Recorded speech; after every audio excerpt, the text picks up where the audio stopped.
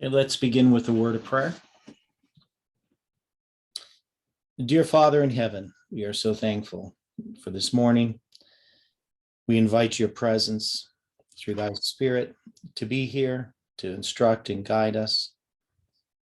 As we continue to look at the foundation of this movement of Adventism, really of Christianity, we ask that you can enlighten our minds and hearts, and that you can give us a clear understanding of the message and mission that this movement is to have. We pray for each person. You know the struggles that we face in understanding truth. You know the attacks of the enemy. You know our weaknesses. And we ask, Lord, that you can strengthen us through thy Spirit. Be with us now. We pray in Jesus' name. Amen. Well, good morning, everyone. So we're going to finish off a little bit from yesterday. And this was, and I think I ended up losing my page.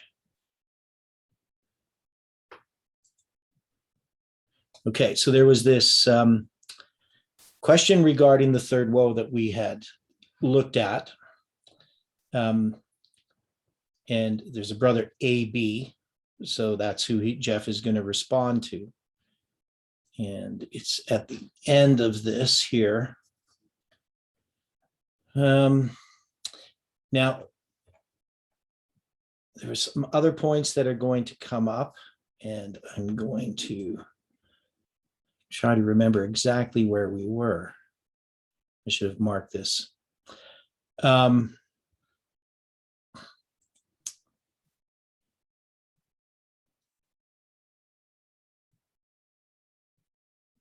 Okay, so just going back a little bit of review, the Jeff back in 2004. So this is about the development of the understanding of 9/11 after 9/11. And in December of 2004, Jeff is addressing the idea that the three woes are part of a triple application of prophecy. And he says, therefore, the characteristics of the third woe have already been identified with the historical fulfillments of the first two woes. So one of the issues that had come up after 9/11 was, how do we address 9/11? We have Islam has come in. Now, Jeff initially is applying the third woe to the plagues. And this is in accordance with most of the pioneers.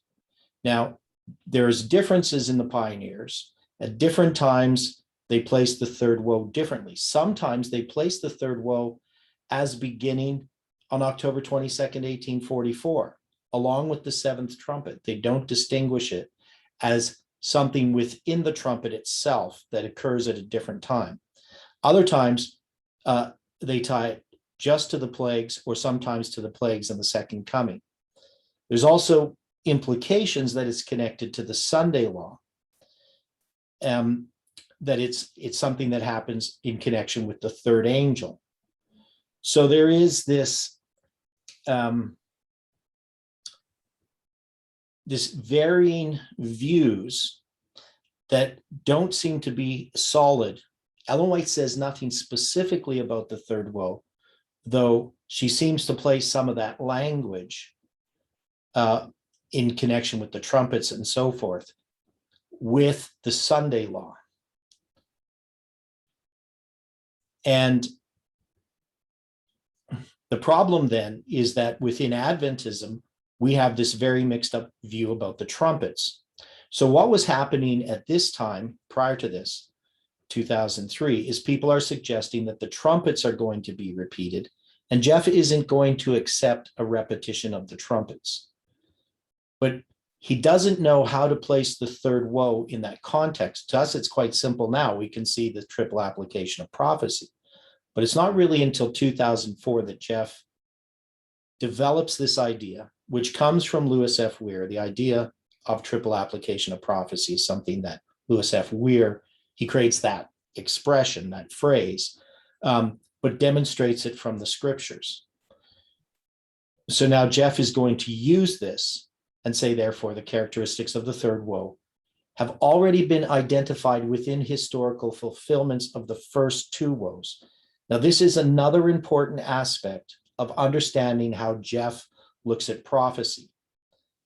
One of the things that he objects to is this sort of willy-nilly application or reapplication of prophecies that have been fulfilled or even have been partially fulfilled and trying to apply them to events in the future. That is, you have no anchor to do that.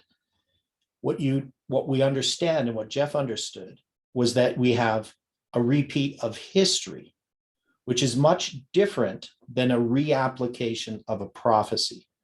That is, in order to understand the characteristics of what's going to happen in the future, we need to know the events of how prophecies were fulfilled in the past. And it's the history in connection with the prophecy that will be repeated and not the prophecy itself. So when we talk about making an application, we aren't really just taking that prophecy and applying it directly. We're always understanding how it was fulfilled in the past. And we can see how we do that with our lines. We go and look at the history of those prophecies, the history in connection with those prophecies, and then compare it to our history. We do that with Millerite history. We do that with the history of the three decrees and so forth. So what Jeff eventually does is he accepts the third woe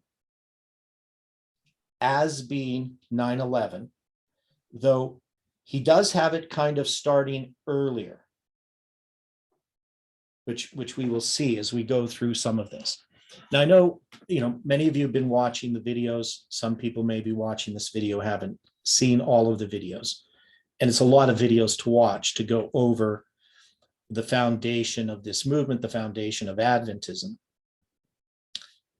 But what we've seen is that there has been a very solid development right from standard Adventist understanding, and then going back to understanding Millerite history. So the foundation of this movement is very, very solid.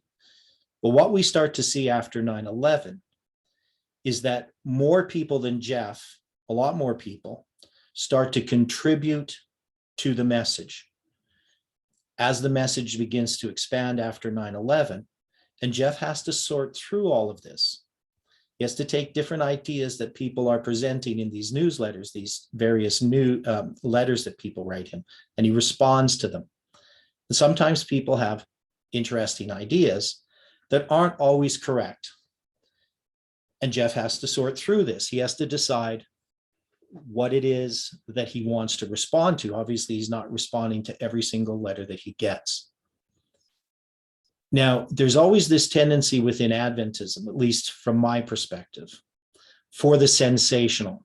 And I've always attributed this in part to the way that our evangelistic series in the past had always worked. That is, they always appealed to the sensational. And I see many of them still do that today.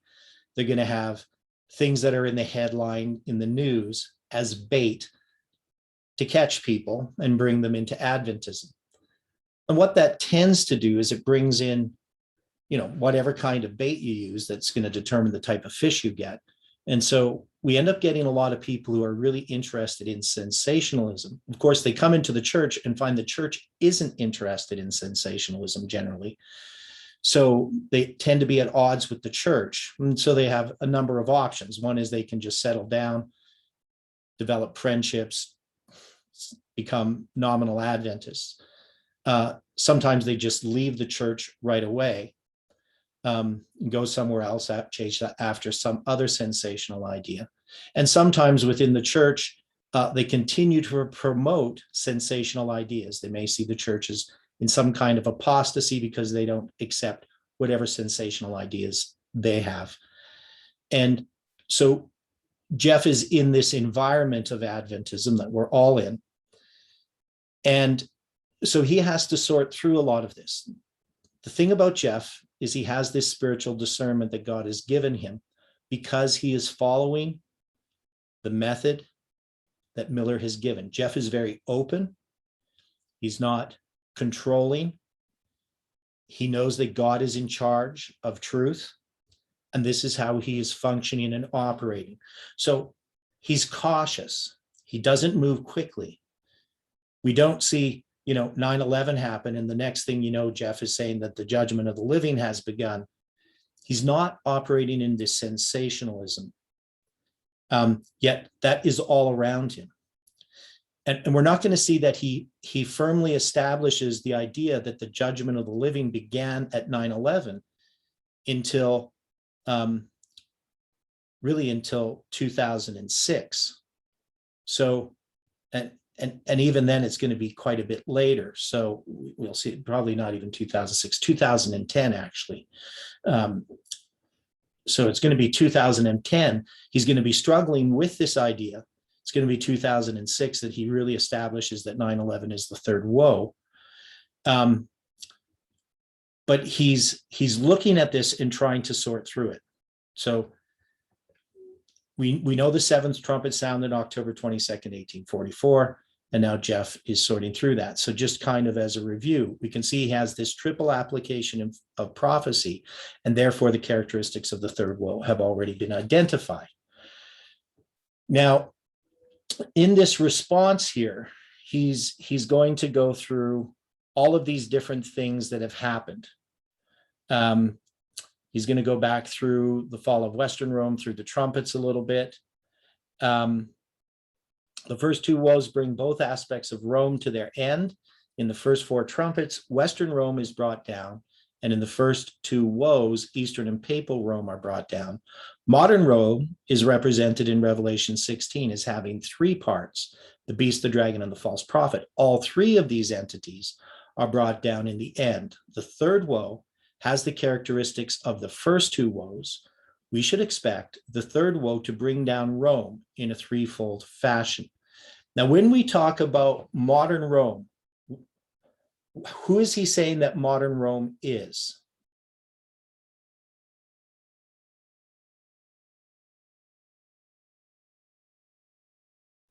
How is he defining modern Rome here?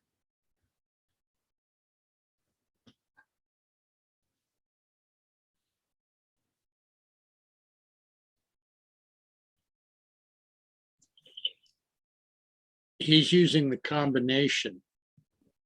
Okay. Beast, the dragon, and the false prophet.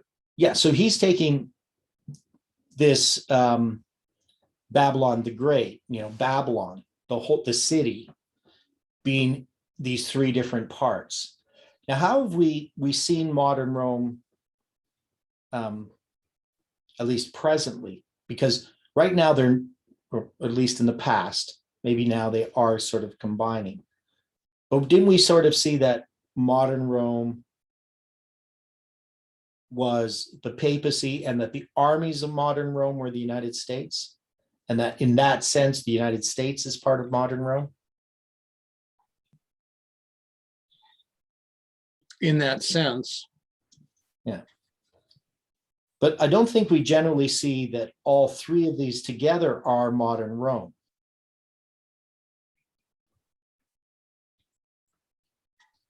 This to me doesn't seem to be how I've heard it. This is 2004, so maybe the idea has changed since then. But back how would it have changed? What's that? How would it have changed? Well, I don't know. All I'm saying is that we generally wouldn't talk about modern Rome as being all three parts of Babylon. We would normally look at it as the papacy and then the armies of modern Rome as the United States. Though the United States then becomes modern Rome. And the question is, when does the United States become modern Rome? I think at different times we've had different ways of expressing it, or at least different people have expressed it differently. Wouldn't the United States become part of modern Rome when its armies are being used against the King of the South? Right. So 1989 and earlier.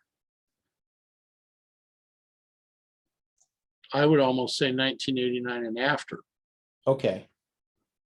Well, they do start before that. I mean, we see the wall being taken down in 1989.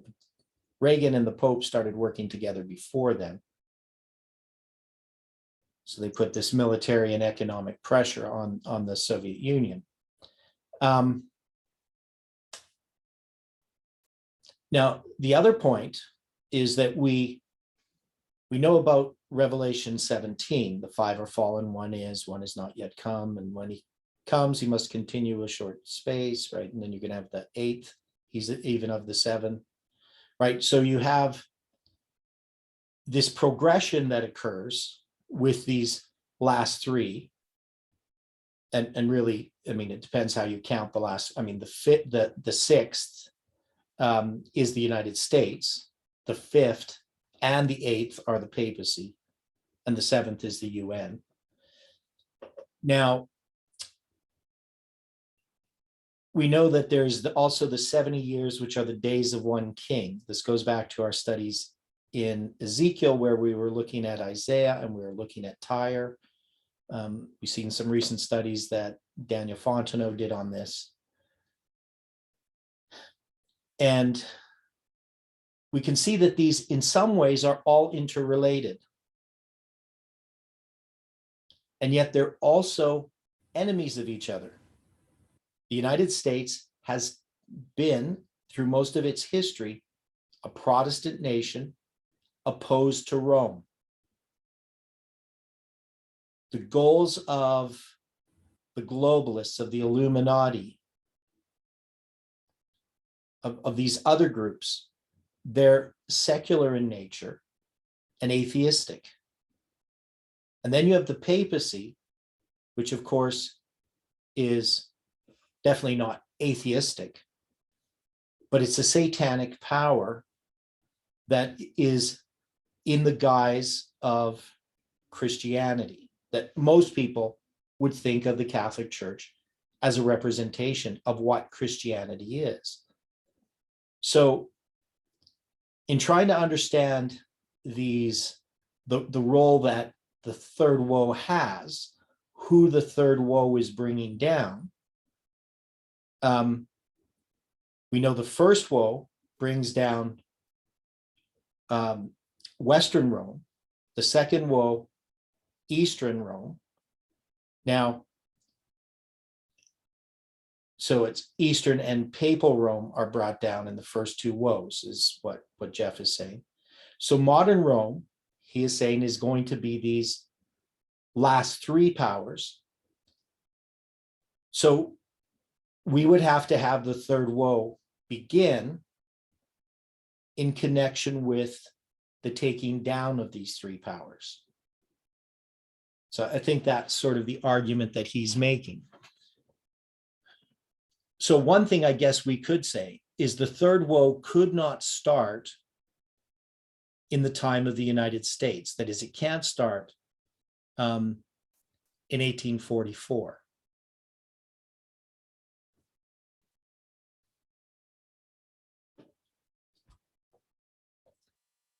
We would agree with that the third woe couldn't have started on October 22nd, 1844, when the seventh trumpet began to sound. Now, there's going to be this section in here about Miller's lectures. So he's, this is a completely different topic here that I just wanted to touch on. So I'm kind of jumping out of this, but I think there is some important point that Jeff isn't making a connection here, but I want to make. He's going to be addressing something that he begins to understand in 2004. And that's because Jeff is beginning to look at the charts and Millerite writings, and particularly Miller's writings. So up until this point, we've talked about Millerite history, Jeff has, but he's now beginning to study the writings of the Millerites. And why is that? Why was Jeff prior to 9/11, talking about the repeat of Millerite history, but not really reading the writings of the Millerites in any detail? What would be the reason for that? Could it be that he observed the pattern but did not understand the foundation? Okay. Well, Jeff is a Seventh-day Adventist. So in the 1990s, conservative Adventists talk about the pioneers, but do we really have an understanding of Millerite history? The majority of Adventists at that time were setting aside the pioneers. They gave lip service. They did not give, they didn't give the time to understand what the pioneers had said. We were truly fourth generation. Right. We would think that when we talk about the pioneers, Ellen White talks about the pioneers, she's not going to be talking about the ones who ended up on the wrong side of the issue after 1844. She's going to be talking about the ones who passed through that experience and ended up on the right side of the issue, because we'll have an impression as a Seventh-day Adventist that the Millerites taught lots of error. That is just a common misconception within Adventism. Millerites have a bad name. They were wrong about October 22nd, 1844. Now, the church came out of that and we would say, well, they got the wrong event, but somehow, it led to some kind of truth that established the Adventist church. But we really don't need to read Millerite writings, and particularly William Miller. So you don't see a lot of Adventists reading Miller. But Jeff starts to begin to read Miller really only after 9/11. Before that, he would have read some statements regarding the daily and a few other points. But strange things like the 2520 or the 666 years applied to pagan Rome, Jeff isn't going to be looking at. Now, I don't want to do an in-depth study on the 666 years, but one thing that we have come to conclude is that Miller was correct, that it's going to be 666 years from 158 BC to 508. Now, that would not be a cardinal count, that would be an ordinal count in this case. But also there is a 666 years from 129 BC to 538 that is a cardinal count. And there's also 666 years that can be both counted ordinally and cardinally from Jehoiachin's captivity to the destruction of the temple in 70 AD. And these I've mapped out in the past. Now, what would be the significance in the context of understanding the third woe, even though Jeff isn't making this connection, because he's only looking at Miller's 666 years. But the idea that there are three different periods of 666 years that can be marked out in Bible prophecy, what would be the significance of that?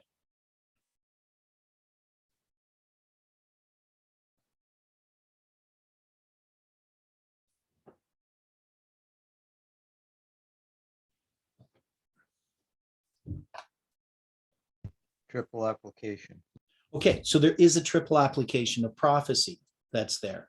And that is certain aspects or details of these 666 years become part of understanding this structure. Now, there's lots of ways we can look at this 666 years, and that they show up, this symbol shows up in different ways. Now, I'm just going to switch screens. I'm not going to write this down on the board, just refer you to some of my diagrams here. So this one here is the 666 years for Jehoiachin's captivity. That is, from Jehoiachin's captivity, he's going to be in prison for 36 years. And when evil Merodach comes to the throne at the death of Nebuchadnezzar, he's going to be released. And he's going to be released on the 25th day of the 12th month. So what's the significance of the 25th day of the 12th month?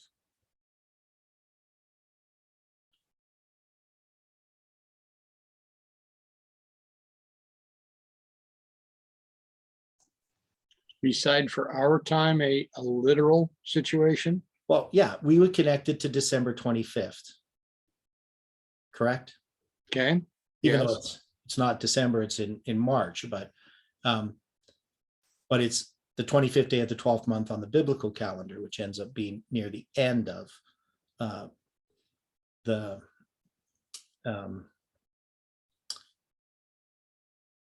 the end of the biblical calendar. So now we know that Jehoiachin is taken captive March 16th, 597 BC, on the third day of the 12th month. So he's going to be released in his 36th year of his captivity, or 37th year, pardon me. But he's in captivity for 36 years.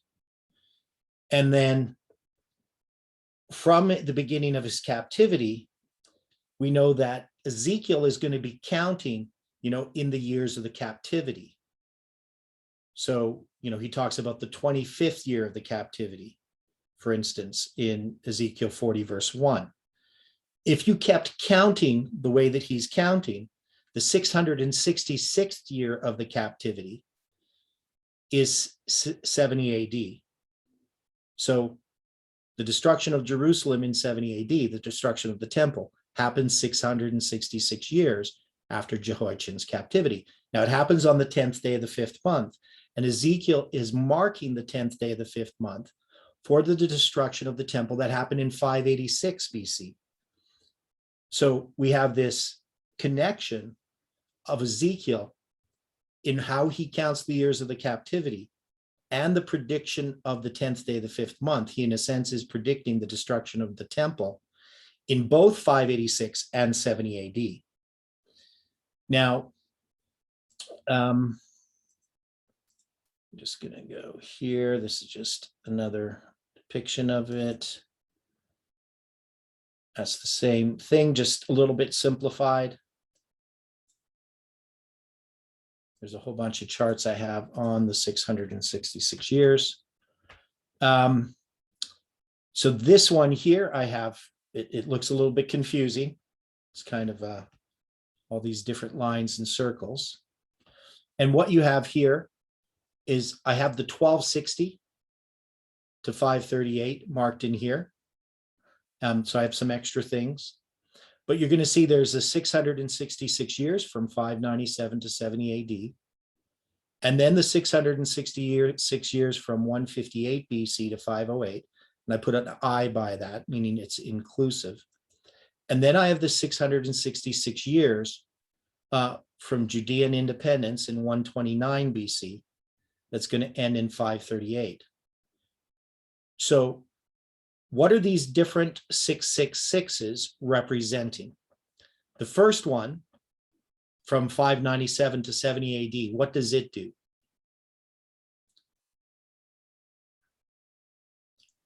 Who destroys, who takes, for instance, who takes Jehoiachin captive? And what prophecy is that a fulfillment of?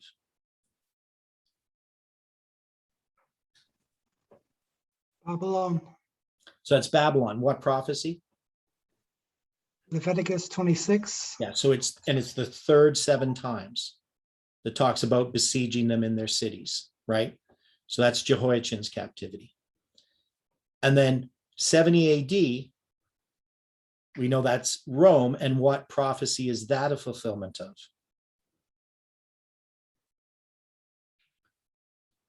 The siege in 70 AD. Where's that prophesied? Deuteronomy 28. Yeah, Deuteronomy 28. So these two sister chapters, Leviticus 26 and Deuteronomy 28, tie Rome to Babylon. It ties the first kingdom of Bible prophecy to the last kingdom of Bible prophecy from Daniel's prophecies by this period of 666 years, which is a symbol of what? What is 666 a symbol of?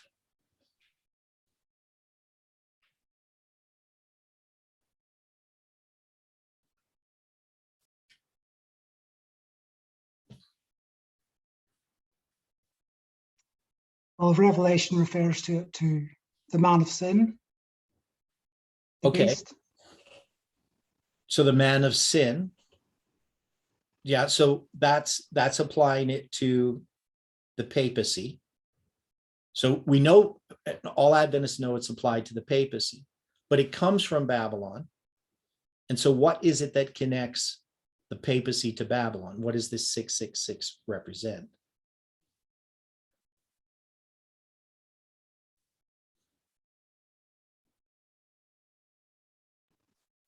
We know it's the mark of the beast. You're thinking about the magic square. Okay, so it's mysticism, right? Numerology, mysticism, magic, all of these things, right? And Rome has inherited this, its heritage that comes all the way from Babylon. It's this false worship. It represents sun worship as well. Correct? Because it comes from astrology. It's the worship of the stars. So this is what it's about. That's why Ezekiel is addressing this in this very indirect way, because Ezekiel is addressing the false worship of the Jews that really is just Babylonian papal sun worship. So these are things we all kind of know. Now, when we have 158 to 508, what is that connecting? What is Miller recognizing that happens in 158? The connection of the Jews with Rome.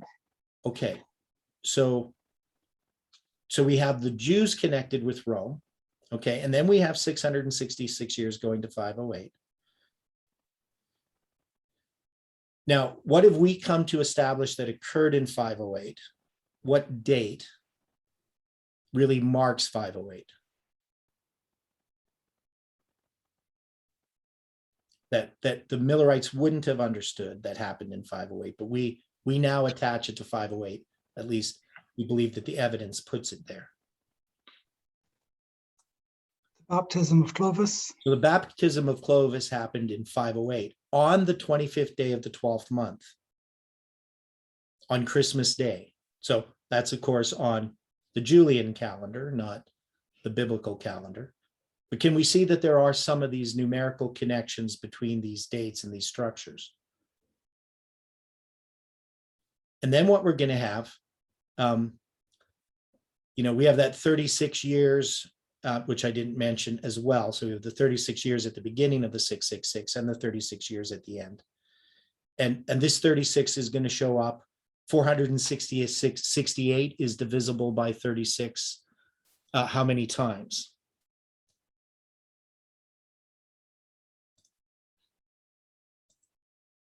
Anybody know?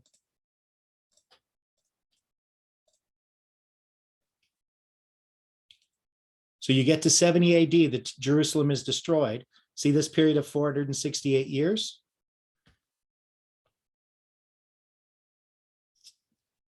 Yes. Goes into 468 13 times. Is that significant? Yes. Yeah. So from 34 AD to 538 is 504 years, which is 2 times 252. So that's also a symbol 504 for the 5th day of the 4th month, but also the fact that from the destruction of the temple, from the destruction of Jerusalem to the beginning of the papacy is 468 years, which is 36 times 13. That's significant. So you can see the 504 and you can see the 468. Now, we're tying this here, this 666 years has to do with Rome pagan. That's the period that it rules. But now, papal Rome, what is it a counterfeit of?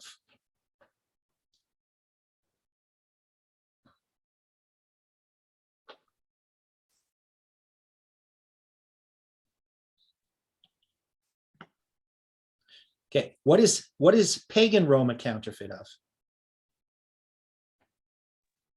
The temple and tabernacle. Okay, so it's a counterfeit of the earthly sacrifices. right? It's animal sacrifices, but it's a perversion of what God is demonstrating with the sacrifices. Now, in 129 BC, we have Judean Independence, and that's going to be tied to 538. So by 666 years. So why is this 666 years? What is the significance of that? If I tie it to Judean independence. So this is the point where Judea is completely independent from Greece and also from any other nation. They've had made a league with the Rome back in 158, but they don't really receive independence from Greece until 129 BC. And we know that Rome's going to come under it's not Pompey, right? Right. In 37 BC, there's going to be this siege of Jerusalem, right?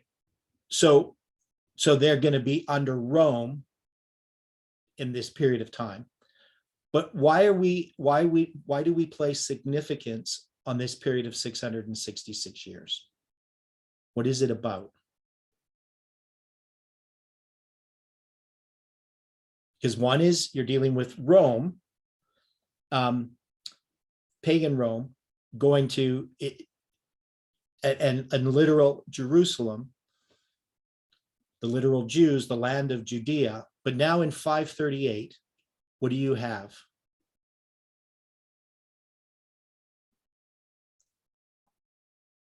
What does 538 bring that's the opposite of 129 BC?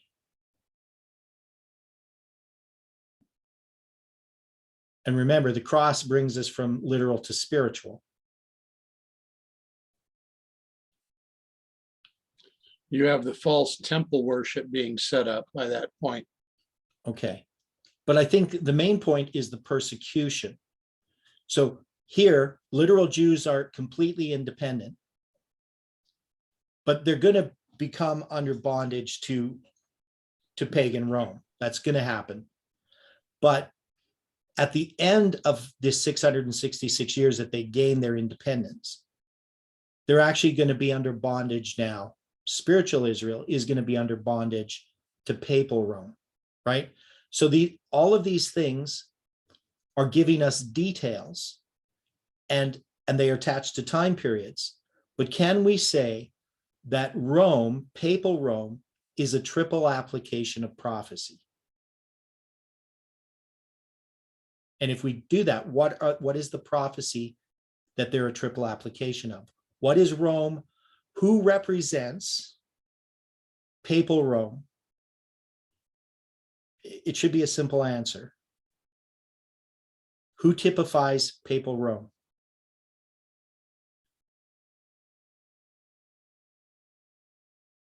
What two powers?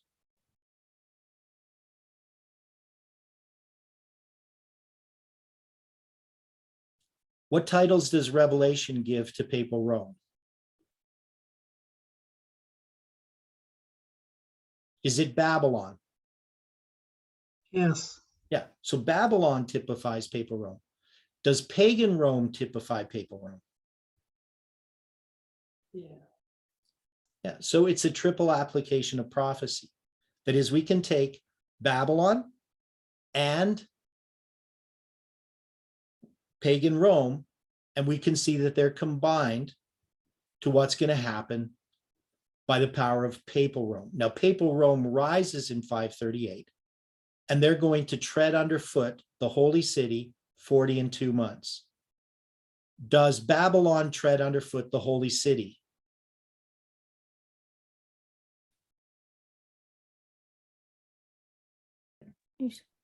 Yes. Yeah, and does pagan Rome do that? Yeah. Yeah, they both are going to end up destroying Jerusalem. But in 538, it's not about literal Jerusalem. It's about God's church. So we've moved from literal Rome, literal Babylon, to spiritual Rome and spiritual Babylon. And that's what this is showing us.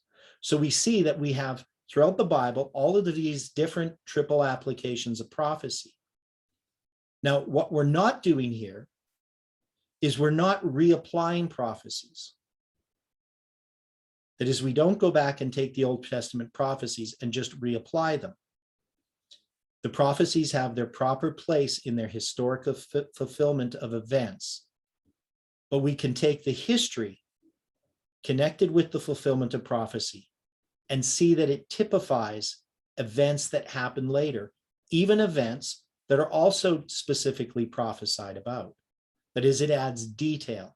This is what this movement has been teaching for a long time, is that we take the stories of the past and they become like transparencies that we can overlay in a medical anatomy book to show more and more detail. And as we approach the event of the Sunday law, we get the effect of every vision. That is, all of the truths, all of the stories, all of the narratives of Bible prophecy come to bear upon the events that are occurring around us today. And we need to make a correct application of them. And how do we make a correct application of what's happening today? What is the key? What's the key to the present? Past. The past. And if we don't understand the past correctly, we won't understand the present or the future correctly. So I'm just bringing this up because Jeff is now in 2004, December of 2004, looking at things and trying to sort through some new information. He's gone back to the old paths and he's beginning to understand some of these things that he never understood before. Now, I don't think this is the one. I was reading so many different newsletters. I don't think this is the one. Yeah. This one, he's just going through that history. Okay. So this is July of 2005. So this is Future News newsletter. And Jeff's just going to give this ministry update. He says, next weekend, we have meetings with the Spanish in Houston, Texas, and I will be sharing the speaking with Pastor Norberto Restrepo. Now, I don't know how many people know about him. All I know is that when I first went to the Oklahoma Prophecy School in 2010, the one on the prophetic chain, Jeff had also handed out a series of emails that he had had with Norberto. He used to work with Jeff in dealing with the Spanish travels, and they had had a division that had occurred by 2010. So Jeff had published this series of emails. So I didn't really know, I never knew the person personally. I never met him. I never read anything that he wrote other than in this newsletter or collection of letters. And he ended up, I guess, becoming some kind of director or something at Weimar. And in order to do so, he basically had to reject everything that Jeff had been teaching. And so this was what this was about. That's all I know about him. I've never really talked to anybody about him otherwise, just read Jeff's and his email exchange, which was a pretty hefty email exchange. It took me the whole flight to read it. Now, he says here, on Tuesday after our Houston meetings, Kathy and I traveled to London, where yesterday, radical Islam, the third woe, continued to fulfill their prophetic role by detonating 4 bombs in the tube and bus lines. So he refers here to the third woe as radical Islam. So we can see in 2005 that Jeff has attached the third woe. Now, what had we learned that he understood in 2003? And even in 2004, was Jeff recognizing that 9/11 was the third woe? What did Jeff say the third woe was?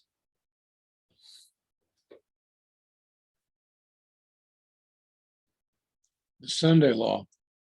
Okay, no, he didn't say it was the Sunday law, not in 2004. His initial presentation was he was applying it as the Sunday law. Okay, so initially, if we go back to like whenever it was that he wrote Notebook 3, so whether it was in the year 2000 or whether it was in 2003, he saw that the third woe was connected to the Sunday law. Now, he made arguments that the third woe was the plagues. So when I was studying James White and reading everything he wrote on the third woe, James White is flipping back and forth on how he sees the third woe. Sometimes he sees it as arriving October 22nd, 1844, and includes the angering of the nations with the third woe. Other times he moves it completely over to the plagues or even the second coming. So the third woe has been this nebulous term within Adventism. Nobody's ever really defined it. It's not something that we have any specific teaching on or agreement on, even for those that accept the pioneer view of the trumpets. And Jeff seems to be, the main thing that he was arguing against was that the trumpets are going to be repeated. So in order to get that the idea that it's going to be a triple application and prophecy, that's not going to be till 2006 that he really understands that completely. So remember, when we look back at here in 2004, he's going to talk about this, the triple application of prophecy. Right, wherever it was. Right, so he talks here about the triple application of prophecy, that's 2004. But he's fluctuating back and forth. At different times, he's going to have different opinions. He's not settled exactly on how to address 9/11. And even when he talks about the third woe, he's not necessarily going to place it right at 9/11. He's going to place it earlier, 1979. Then I have some other ones here dealing with the judgment of the living, which I don't want to look at. We're going to look at that later. And then we have this one, I think is the correct one. Yeah. So this, no, this is not the right one. That's July 2003. That's the one we'd looked at before. And here's the one that I want. Okay. Now this is going to be August of 2006. And Jeff, by this time, he's going to have sorted through this.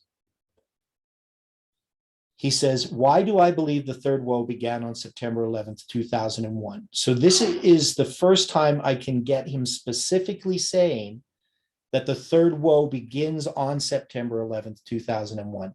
Now, maybe he says it prior to this. Maybe he does it in some presentations. And obviously he must have. But this is the first time. So it's in 2006, in August, that he's going to say why he believes this. So we're going to go through this study here in a bit more detail. There are many points of truth that must be established before we arrive at the point where we specifically address the third woe. In past issues of our monthly newsletters, we have set forth certain prophetic principles. Though we acknowledge that very few people have read these magazines, I intend to refer to some of those previously identified principles in a matter-of-fact style. If you are new to our prophetic discussions and wish to catch up our previous newsletters, or on the ministry website at futurenews.org. Now, so what Jeff had been doing prior to this is he had been going back and looking at the prophetic principles that he needed to use to understand 9/11. That is, Jeff didn't just jump into an understanding of 9/11 as some kind of reflex. It was a very systematic study of the understanding of the past and how to study scripture so that he wouldn't be led astray, because many people were making all kinds of claims about 9/11, and Jeff wasn't willing to just accept something that wasn't founded on a proper method of study. He says the pioneers were correct on their understanding of the seven trumpets. So this is something that many people who reinterpreted the trumpets in order to explain 9/11, Jeff wasn't going to do. So he says they were correct in their understanding of the seven trumpets, the seven seals, and the seven churches. So we had done a study of this back into his July 2003 newsletter, where he goes through and addresses this idea that we could just repeat them, that we couldn't do that. Their basic approach to the churches, seals, and trumpets is most certainly part of the foundational understandings that Sister White warns will come under attack in the final controversy. So what Jeff is seeing is that there is this truth that has been established in the past, and that we can't look at what's happening around us today and just reinterpret those prophecies in the present tense. We need to recognize that it's the history in connection with these prophecies that is repeated. So he has some Spirit of Prophecy quotes, which were all very familiar. The one where Ellen White says, I saw a company who stood well guarded and firm, giving no countenance to those who would unsettle the established faith of the body. God looked upon them with approbation. I was shown three steps, the first, second, and third angels' messages. Said my accompanying angel, woe to him who shall move a block or stir a pin of these messages. The true understanding of these messages is of vital importance. The destiny of souls hangs upon the manner in which they are received. And one of the things that we saw quite clearly in studying this foundation of this message is that Jeff did not have a really clear understanding of the placement of the first, second, and third angels' messages. He didn't understand them fully because we're in the fourth generation. We had lost this knowledge. We hadn't gone through that experience. And so as this movement begins to repeat this history, God unfolds, unseals the seven thunders, and gives us an understanding of Millerite history. And people were accusing Jeff of moving the waymarks as he gained new understanding of Millerite history. So we had looked at the idea that they had placed the second angel arriving originally in the summer of 1842, but eventually they move the second angel arriving to April 19th in 1844. So they're going to move that waymark to in some people's views. But this is just a refining and an understanding of lost truth, because Ellen White's quite clear where the second angel arrives, where the first angel ends, where the midnight cry occurs.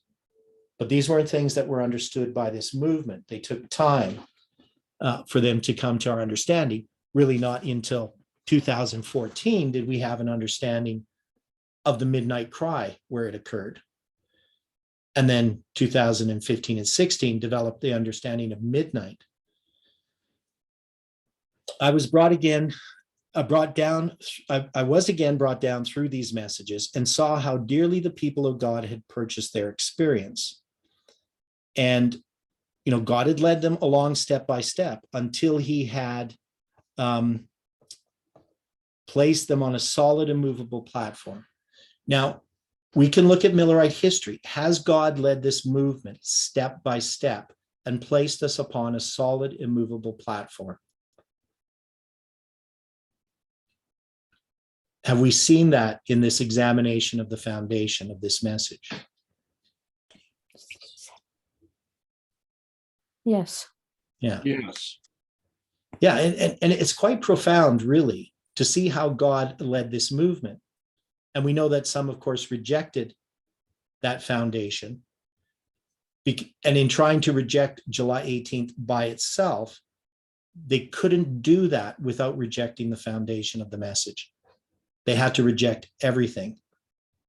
They can keep some things, hold on to them as sort of sentimental attachments to them, but they really can't draw any truths from them. So we know individuals approach this platform and they have different reactions to it. But those who step off the platform are going to be lost. And God was the master builder, and those that opposed God were fighting against him. And this is true in the present time as well. When I came into this movement, the one thing I saw is that, and I've called it this, maybe it's not the best way to look at it, but Adventism's last gasp. That is, Adventism appeared to have been dying from my perspective. The truths of Adventism have been slowly eroded by the church. And the only thing that could happen is that we could go back to the foundation of this message, to the truths as they were understood at the beginning, and see that the foundation was laid correctly, and that this movement is demonstrating that Adventism is true. And there's no way that we could just go back to our Adventist churches and be safe. We need to recognize that God has created this movement to accomplish a particular work. Now, so Jeff goes through some of these principles. He has a lot of Spirit of Prophecy quotes, which I'm not going to read because we're all very familiar with this. But he says here, Sister White not only raises a warning about the attack upon the foundations, but she compares the Millerite time period when the foundations were established to the time period when Christ walked among men.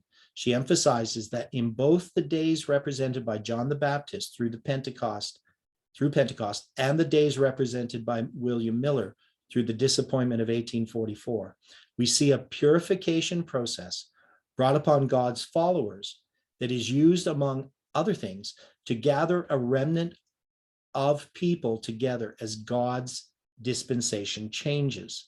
Now, he talks about this dispensation because this is one of his main points. When he looks at 9/11, he's going to look at it as a change in dispensation. And what is that change in dispensation?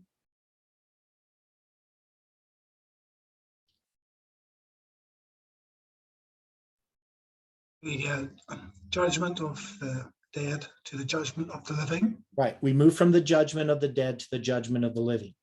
Now, Jeff's going to make arguments other places. So we're going to look at his studies on the judgment of the living.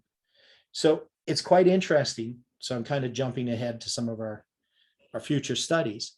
But Jeff's going to look at the judgment of the living, even at this time. And he's not going to have a definite place where he marks that. I don't get him definitely saying that the judgment of the living began on 9/11 until 2010 or the end of 2009, around there, that he's going to specifically say the judgment of the living began on 9/11. He's going to argue that we can't know when the judgment of the living has begun. And that's based upon a Spirit of Prophecy statement that's often just misread. Can we know when the judgment of the living would begin prior to the judgment of the living beginning? That is, could somebody have predicted when the judgment of the living was going to begin? Ellen White says we would not. Yeah, we would not be able to. But can we know afterwards? Yes. Yeah, that's the position that we take. But Jeff didn't initially take that position. He initially took the position we can't know exactly when the judgment of the living began. But here, he's going to talk about this dispensation change. So he's leading up to understanding that the judgment of the living began at 9/11, even if he doesn't quite place it exactly there. In the days of Christ, the dispensation was changing from the earthly sanctuary to the heavenly. In the days of Miller and his associates, the dispensation was changing from Christ's holy place ministry unto the most holy place ministry. We are now approaching a time period when the dispensation of judgment changes from the judgment of the dead unto the judgment of the living. So you can see in 2006, is he saying that that happened at 9/11? No, No, he just says we're approaching that time. But later in 2010, he's going to say it happened at 9/11. So that change in understanding isn't because Jeff is somehow unstable. It's because he is stable. He's taking his time to evaluate everything according to the principles that are being laid down in the past. And he's going to slowly accept these teachings. Now, as he does that, he's going to lose people along the way. That is, some people aren't going to move with him. And some new people are going to accept these ideas.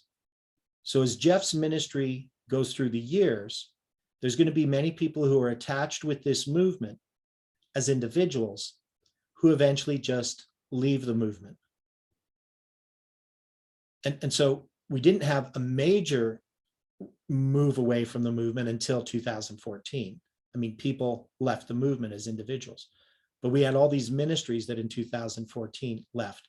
And it was always as Jeff was really unpacking the truth that had been given in the past.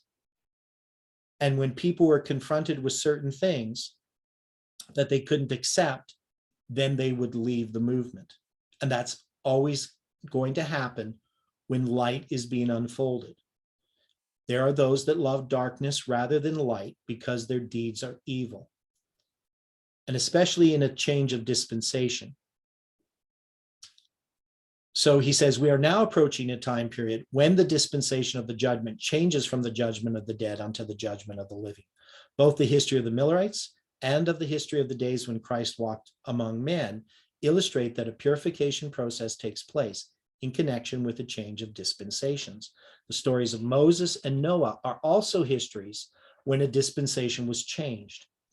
Noah served when the focus of worship was the gates of the Garden of Eden, and Noah served in a time when the focus of worship changed to altars.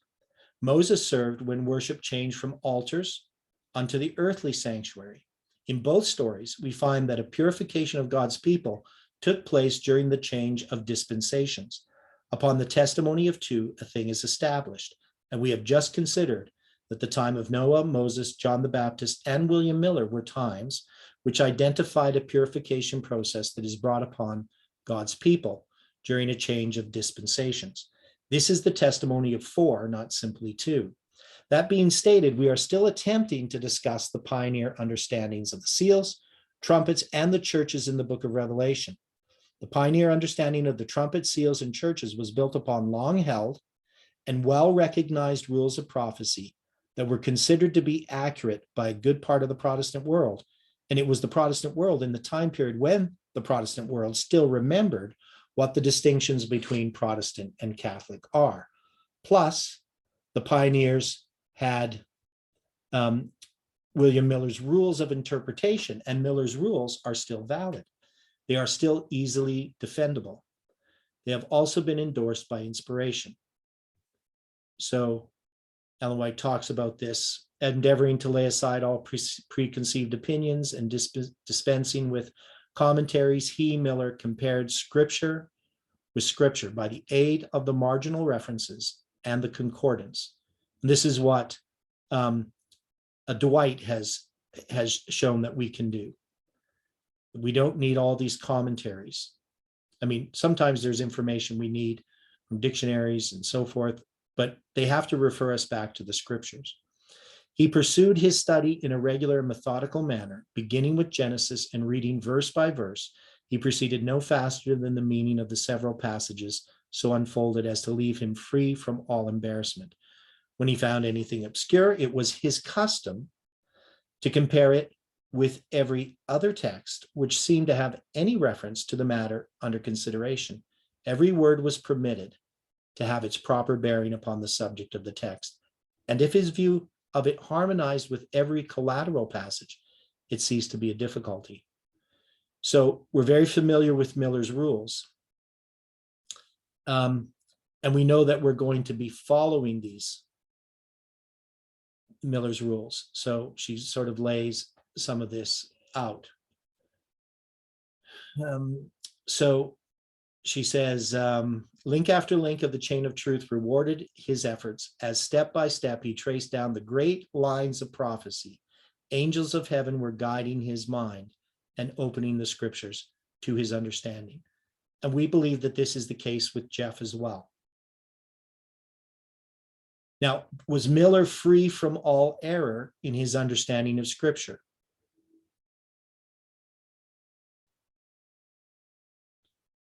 No, No, Right. And so we shouldn't expect that Jeff is free from all error. But how do we then decide what is truth and what is error if we're looking at Miller or we're looking at what Jeff taught?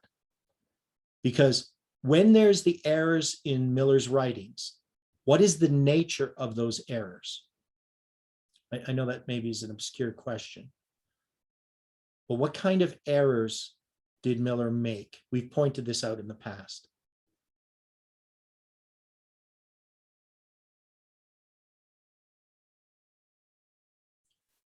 Was he following his rules properly?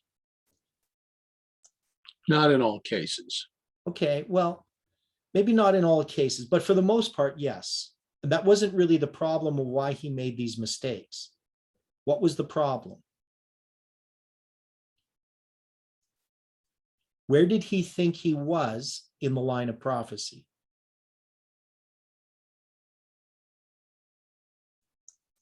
Just prior to the second coming. Right. So because of his perspective, he thought he was someplace that he wasn't. But wasn't that in God's providence? Yes, So you can't say that Miller just made mistakes because he was, misusing the rules. He was there exactly where God was leading him.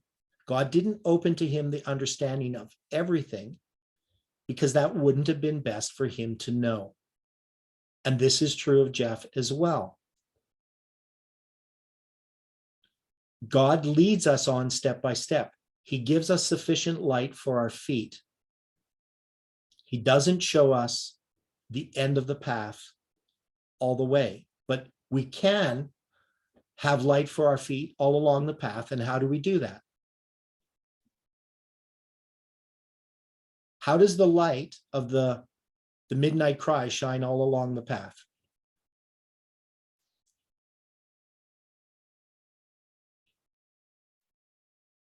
Can we see from the light of the midnight cry all the way to the end right now? It just No. gets us, We just have, gets us gives us light for our feet. light As for we our go. feet. And so we have to walk in that light. Right? If we step off the path, we go into darkness. So what is our responsibility then right now? In a movement that when we look ahead, do we see where God is leading us directly?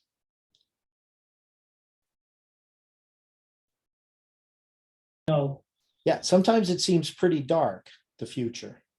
yeah, So, but we have safety in following what God has done in the past. Understanding the past is the key to the present. And we can see that God has given us a great deal of light.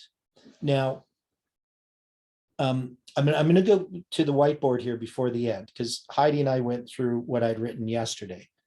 And I wanted to look at it again, because I explained it to her a little differently, not a lot differently. But in understanding, when we look at Jeff's understanding before 9/11 and we start to look at what's being unfolded to him after 9/11, we can see that there are certain things that he doesn't notice. Doesn't mean that he's somehow ignoring God, because he couldn't know those things until we pass through the history. Specifically, July 18th is an experience that this movement had to have in order to understand exactly where it was in the line of prophecy. And I'm just looking here while I'm talking at what Jeff's talking about, whether I want to read this. I don't think so. There's a lot of detail here that doesn't apply for us right now.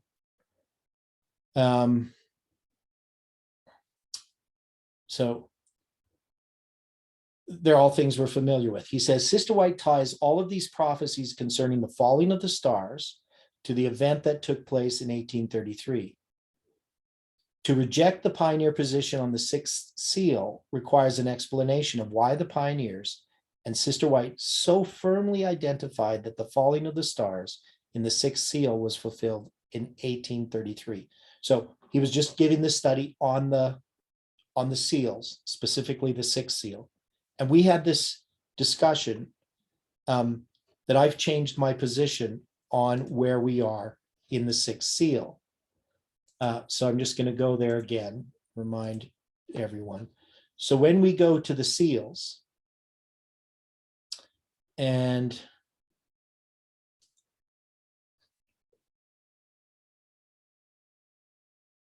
go to Revelation chapter 6, we have the sixth seal opened, right? And we can see the Lisbon earthquake.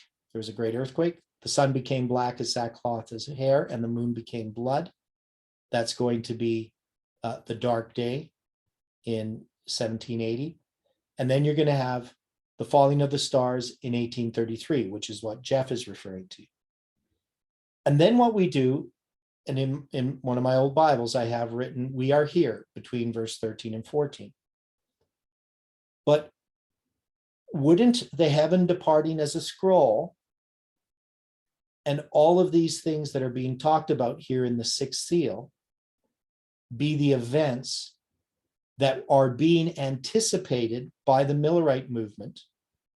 And in that sense, they experience it, that this is referring to Millerite history. So verse 14 to 17 of chapter 6, that this is referring to the events in Millerite history.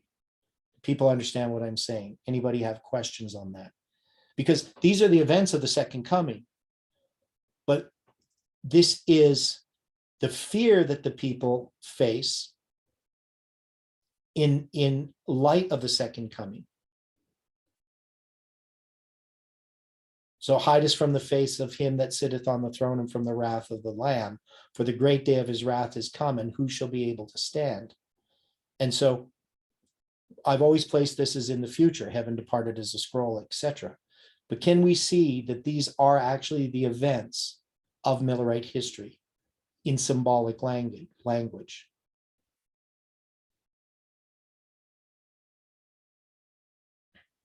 Right? Now, the answer to that question at the end is going to be chapter 7, which is about the 144,000. Right?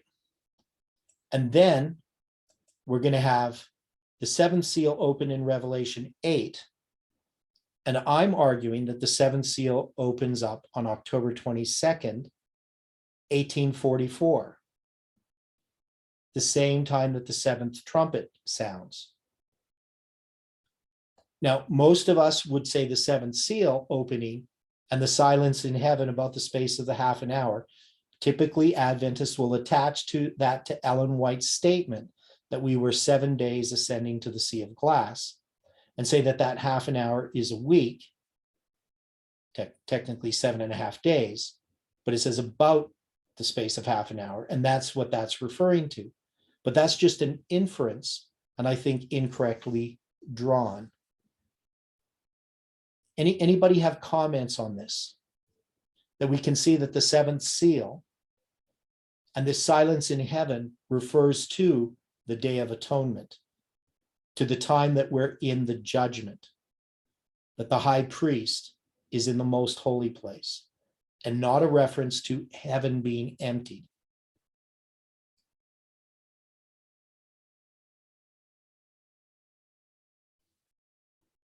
Anybody with a comment on that? I think a lot more of this is coming out in the studies that we've been doing on Friday night and some of the other things that we're soon to look at. Okay.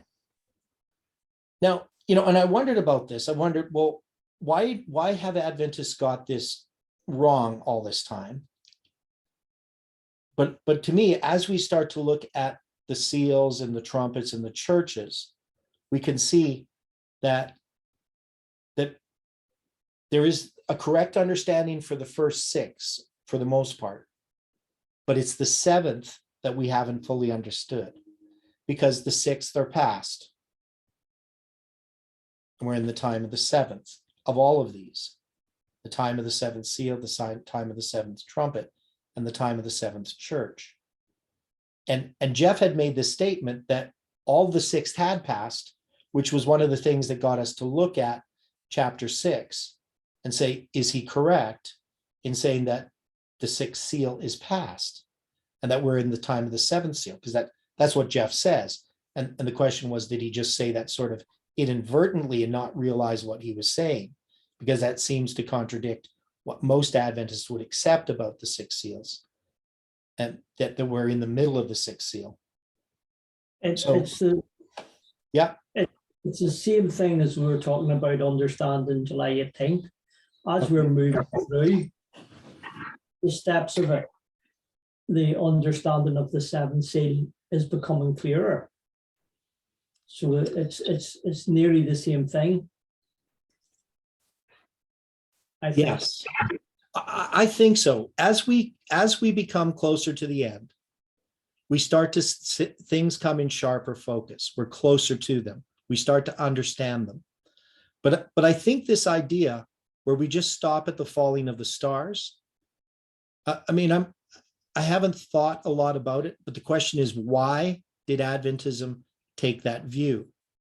Why did we say that the next step, the heavens opening, rolling back as a scroll, that's the second coming? It's the language of the second coming. But why couldn't we see that this occurred in Millerite history in a certain sense? Because of the message that was being given. So when we go back to Jeff's notes here, so this is again August of 2006. So when he talks here about 1833, to reject the pioneer position on the 6th seal requires an explanation of why the pioneers and Sister White so firmly identified that the falling stars in the 6th seal was fulfilled in 1833. The pioneers made their conclusion of the 6th seal in agreement with the first 5 seals. The history associated with the first 5 seals is what allows you to establish that the falling stars in the 6th seal was fulfilled in 1833. The pioneers placed the first seal, behold a white horse, in the time period of the Ephesian church. John the Revelator was the historical figure associated with the history, represented by the white horse that went forth to conquer. So we know the gospel was carried. He goes through the Smyrna, the period of persecution, through the year 321. So to the 2nd seal, the other horse was read, repeated, enlarged upon the history represented by the church of Smyrna. The 3rd Pergamus church is going to be paralleled to the 3rd seal and the black horse of compromise. And then the period of Thyatira is going to be connected to the 4th seal, the pale horse of death and darkness. So that's the papal period of persecution. Before we continue with the preceding thought, take note that the structure of the 7 churches, seals, trumpets, tie all these 3 histories together. With the seals, the first 4 seals are represented by a horse, the last 3 seals are not. With the trumpets, the first 4 trumpets are trumpets, but the last 3 trumpets are woes. Now, there's some problems with what he's saying in sorting this out. This is a little bit of an oversimplification of this. So we know we got the 4th seal is in the time of Thyatira, but you're going to have the 5th seal and then the 6th seal. So those aren't going to necessarily line up with the churches. So they don't always line up exactly. He says the church's seals and trumpets are tied together internally within the book of Revelation, which is true. So you can't really just have them like progressive. They're all covering to some degree the same periods, though not identically. You can't say that the first church is the first seal is the first trumpet, because the first trumpet starts much later. but they are prophetically one unit. So we know that all of these 7 are part of a unit of prophecy that is telling us about events leading up to specifically the time of the end. They all reach their conclusion to the 7th church seal or trumpet. So it's that period of Millerite history that's going to be emphasized. And they each have the first 4 symbols distinguished differently from the last 3 symbols. So what he's saying here is that there's 3 different, you can look at the first 3 or the first 4 and the last 3 as unique in themselves. So I'm not going to go into that. Most of us would be familiar with that, of how this change happens. It's a 4-3 grouping of 7. The 3 symbolic lines of history progress in a fashion that prepares the student to understand each of the following symbols. The first seal represents the history beginning at the cross, etc. So there's a lot of information here that I'm going to skip.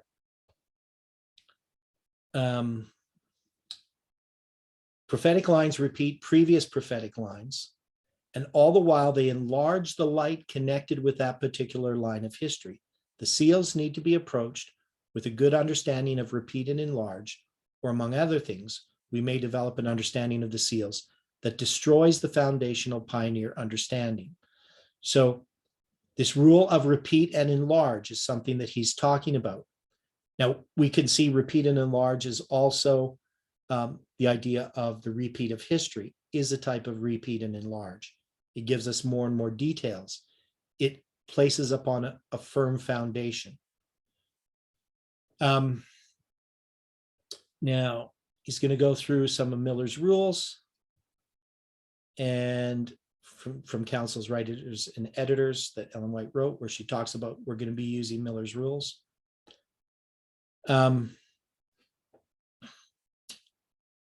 So it says here, Christ is essentially saying, "O foolish virgins of Adventism, your problem is that you are slow of heart to believe all that the prophets have spoken," Luke 24:25. One thing that makes a foolish virgin foolish is that they are slow of heart to accept Bible prophecy. We are to fill our mind with the prophecies. Now, this issue of prophecy, is our message a prophetic message?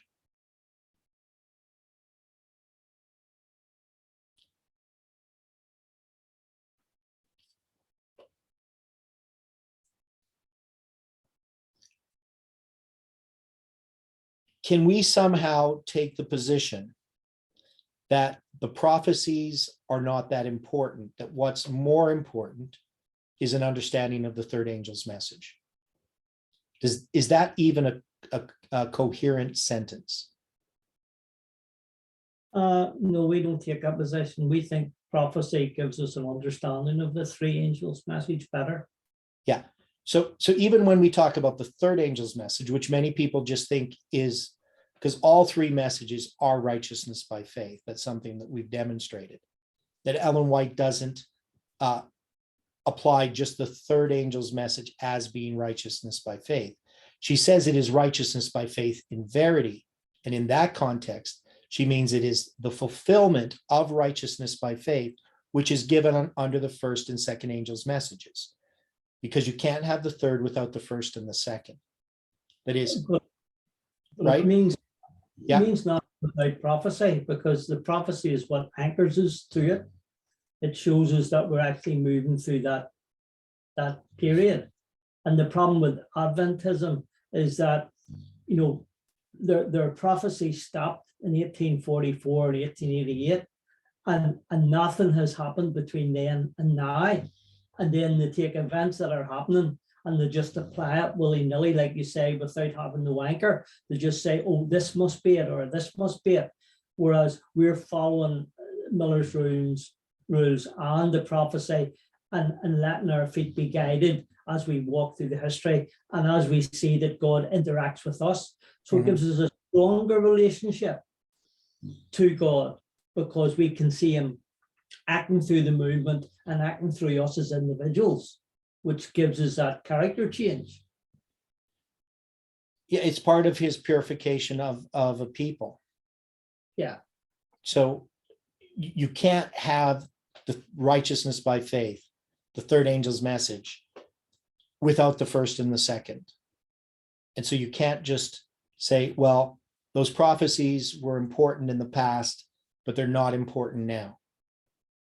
They're just as important as they've always been, maybe even more so when you're passing through the fulfillment of those prophecies. Now, just seeing how much time I have here. So went a little bit longer on this. So we're going to come back to some of this here tomorrow. I just want to quickly go to the whiteboard and look at what we had drawn there yesterday.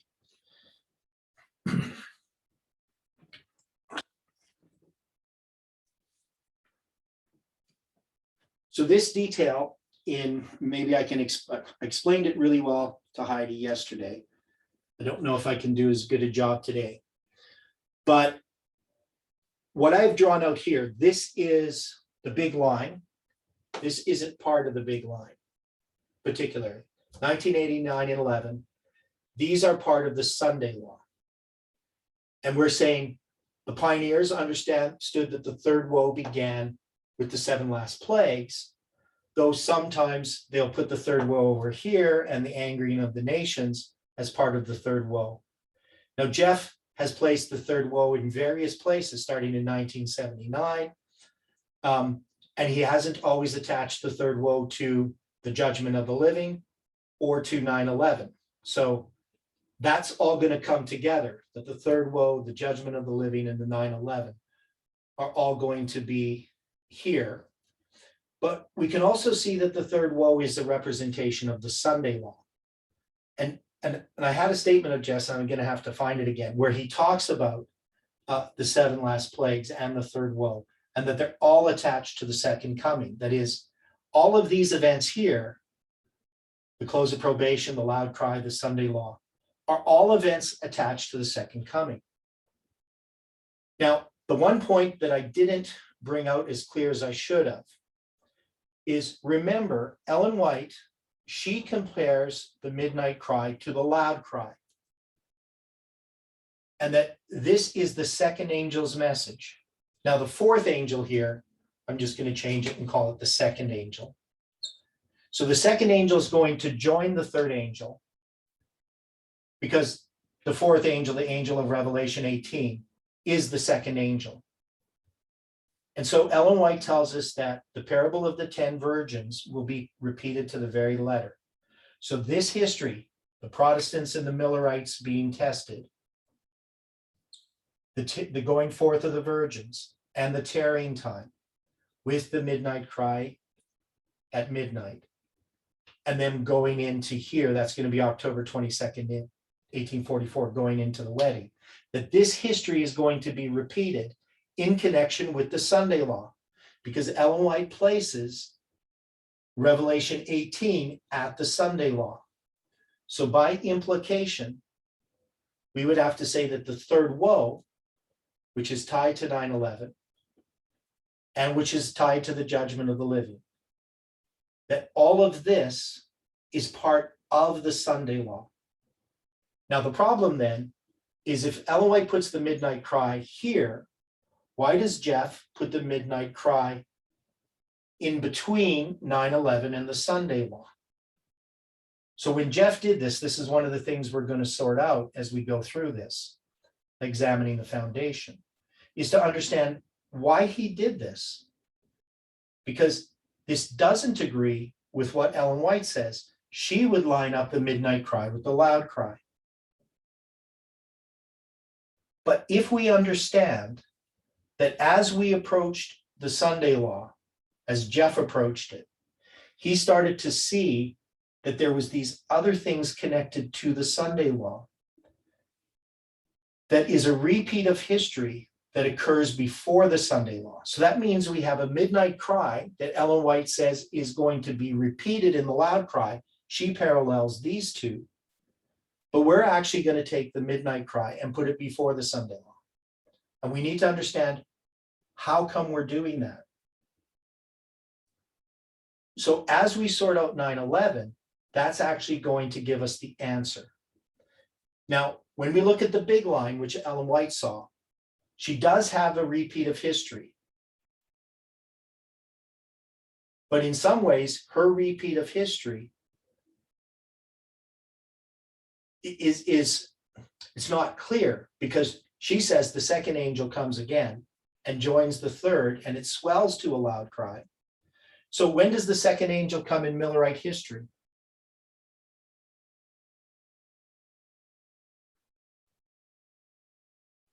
April 19th. 19th of 1844.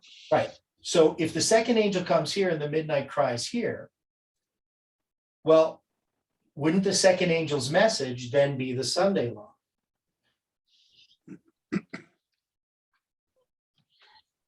In Ellen White's parallel. But could her parallel also be a chiastic structure? No, Okay. I don't think it's a chiastic structure. I don't think that's the issue. What I think we need to recognize is that what she's talking about in the Sunday law is actually all of this first and second angel's messages being repeated, that this is all part of this history. That is, all of this history from 1989 to the close of probation is the history from the first day of the first month to the Sunday law, or Millerite history, if you want to look at it this way. That is, we have this wheels within wheels occurring. So there seems to be an apparent contradiction, and maybe I'm not making it as clear as I should. But if she lines the midnight cry up with the loud cry, then the only way that we can take this is when Jeff had this truth, which I believe is true, that the first day of the first month to the 10th day of the seventh month, from 9/11, marks from 9/11 to the Sunday law, that this is all one way mark that fits right here in the big line. And that when we put it like this and try to treat this as part of the big line, we're not seeing things properly. That is, we can't put midnight and midnight cry on the big line before the Sunday law. They are the Sunday law. That is, all this history is what we see in this detail is all just one way mark on the big line, called the Sunday law. And that the midnight cry that begins here in this history is part of the Sunday law. And when it swells to the loud cry, that's the parallel with Millerite history. And this close of probation that we call the Sunday law here is simply typifying the close of probation that happens at the end of the Day of Atonement. So we can see that the Day of Atonement here that begins is typifying the Day of Atonement that ends. So we can take this history and just put it over here. And yet, when we zoom in, we see all this detail. So this midnight cry is part of this loud cry, but it first goes to Adventists before Adventists can give it. Correct? Can Adventists give the loud cry if they haven't accepted the midnight cry? Those that choose to study, yes. Yeah.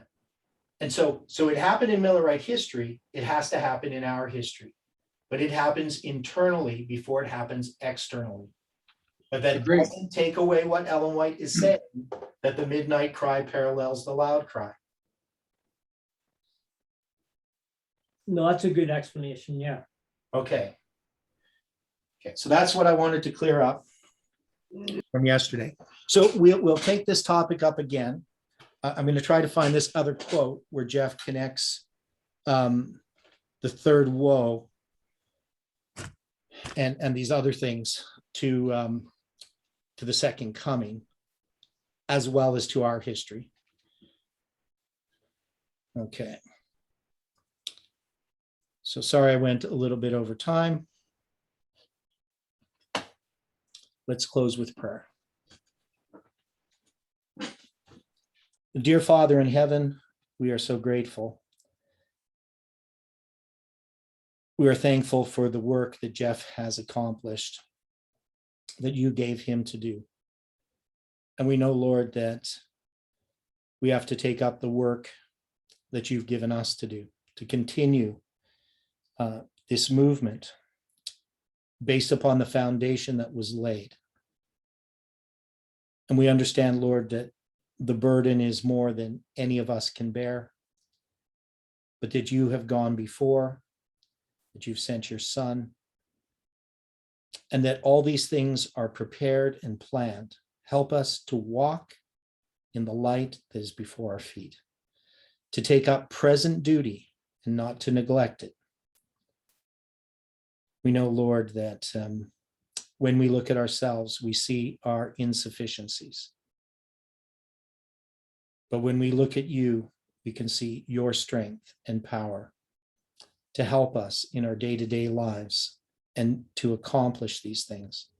Help us to not be overwhelmed, but to take up the smallest duties that we are capable of doing and to complete those faithfully. I pray for each person. We know the struggles that go on in the human heart, the divided loyalties that we sometimes have, the love of the world that sometimes is attractive to us. But we pray, Lord, that we can look for a city that has foundations, whose builder and maker is God, and that we cannot look at the things that are seen, but the things that are unseen. Help us, Lord, to trust fully in you, to not get caught up in side issues, but to be established firmly upon this foundation and to understand the pillars of this message and to know Christ. Be with each person. May your angels watch over them, we pray. In Jesus' name, amen. Thank you.